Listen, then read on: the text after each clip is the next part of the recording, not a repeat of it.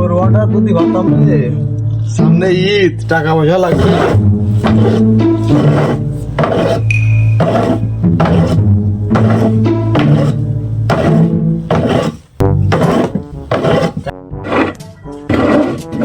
ভাই সোনার কাঠ কি বানাতে পারো?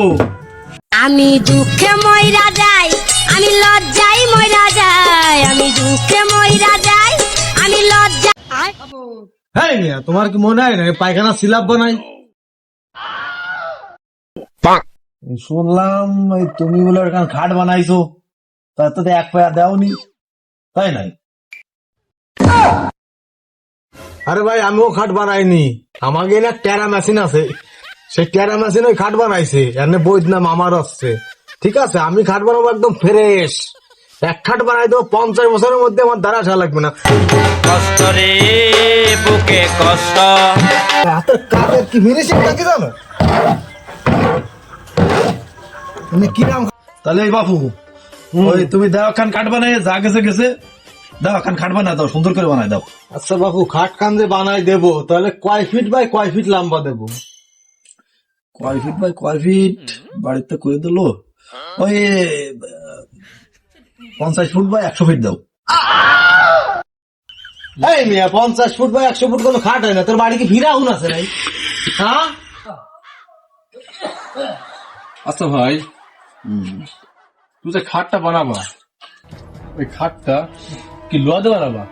এই লোকটা তো বলতেছো 50 বছর হবে, গ্যারান্টি দিছো, তা কি লোহা দিয়ে বানাবা তুমি? লোহা দেবো না, কাঠ দেবো বানাবো। খালি খালি এই লোকটাকে খালি ঠকাচ্ছ, হ্যাঁ? এই মিয়া, কাঠ দেয় বানাবো 50 বছর, ও কি বাঁচবে? ও বাঁচবে, দেখে যেতে পারবে? অবশ্যই দেখতে হবে। ও দেখে যেতে পারবে না জীবনও। তা তো বাসা মারারও তো প্রথম আছে জায়গা। ও ছেলে ফেলে নাতি পুতা সবাই সবে খাটে। তাহলে এই বাপু কাজের কি ধারাপাত দেখেছো তুমি? মিয়া, কথা বলতে আইছো তুমি? তা আমি ওখানে বসে চা খাচ্ছিলাম। তাহলে বাপু ওই খাট কটটুক বাই কটটুক হয়, কটটুক দিবা তাহলে